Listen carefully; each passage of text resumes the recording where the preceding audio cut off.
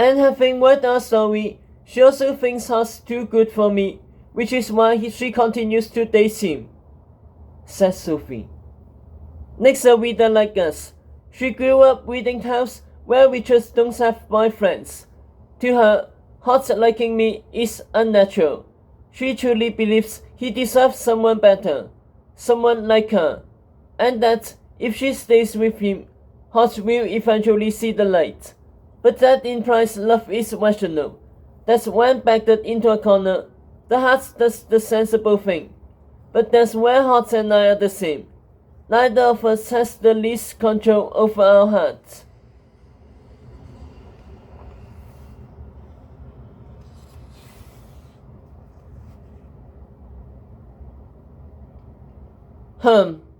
Interesting, Agatha said. I don't like the sound of that. Our third year, Hart saw a vision in the Wish Fish Lake. When we were at Guinevere's safe house, the fish told him that you and him would be married in the end, and we are not yet at the end.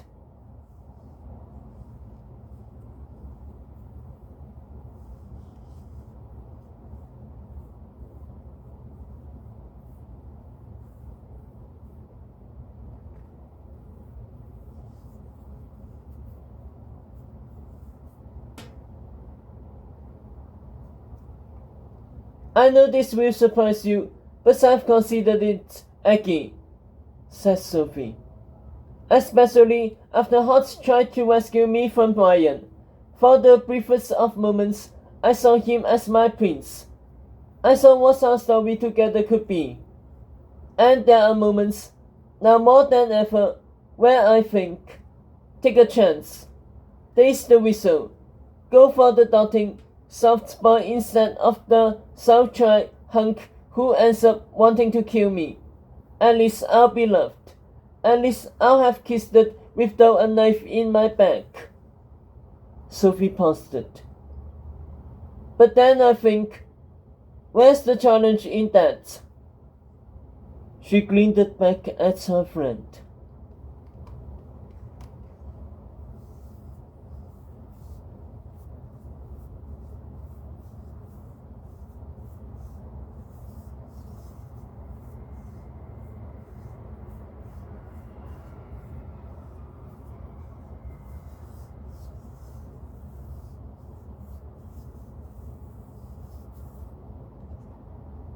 And you wonder why witches don't have boyfriends, said Agatha. Never enter the woods at night.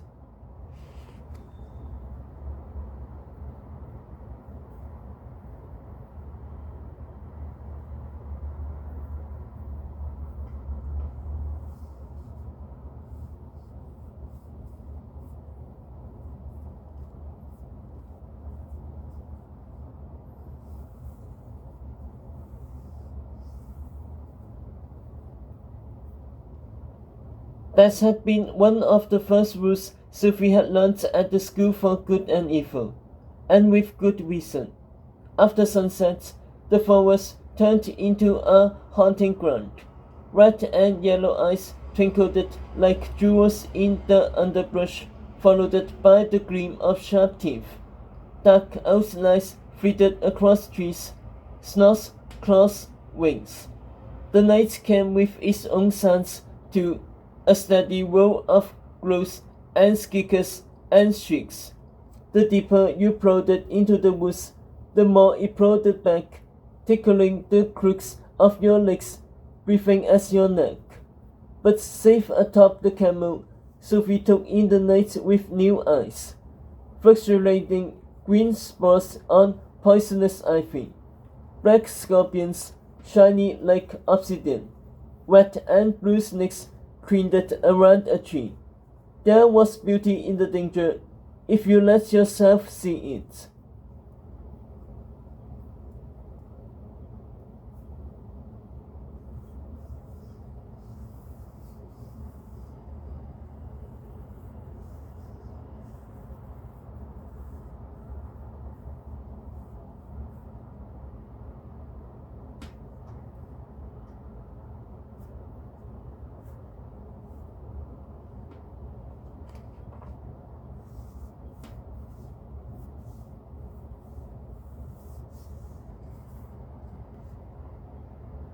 The thoughts were fleeting.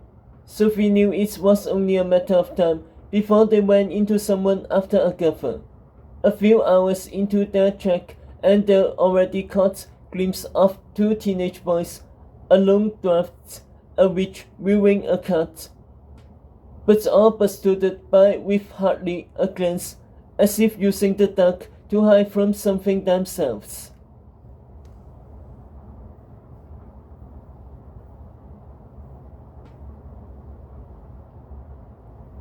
That age potion must be working, Agatha said.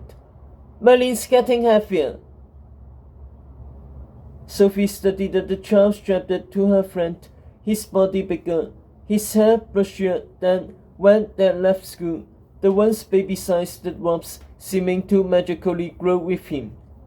Merlin eagerly sucked milk from his blue hat, leaking all over Agatha.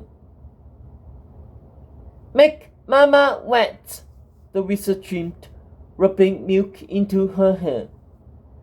Now I see why you hate children, said Agatha. He's in a terrible tooth.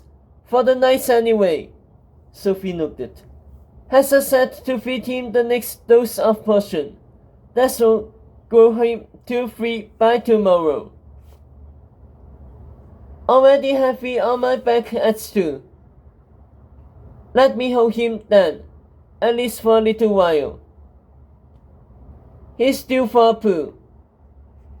Give him to me, Aggie.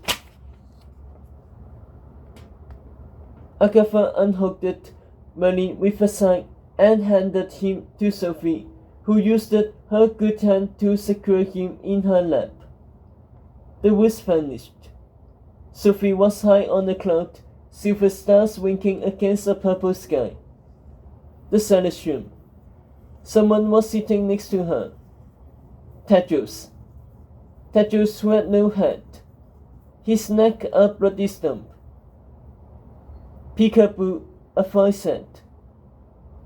She turned and saw Tedros' dissipated head floating in the air behind her. Peekaboo. Sophie screamed. But now she was back in the forest, so jolted with shock that she was about to fall off the camel, the baby with her, before Agatha lunged and saved them both. Have you lost your mind? She berated Sophie. Sophie gaped at Merlin, the child grinning at her. The wizard had done it. Was this a prank? More terrible tooth. And yet, the way Merlin was smiling, so calm and assured. Wait, did something happen? Agatha asked suddenly, her expression changing, as if she had her own but with Merlin's cheeks. Sophie, what did you see? Your boyfriend in 2 pieces. Nothing, Sophie said out loud. Just got dizzy.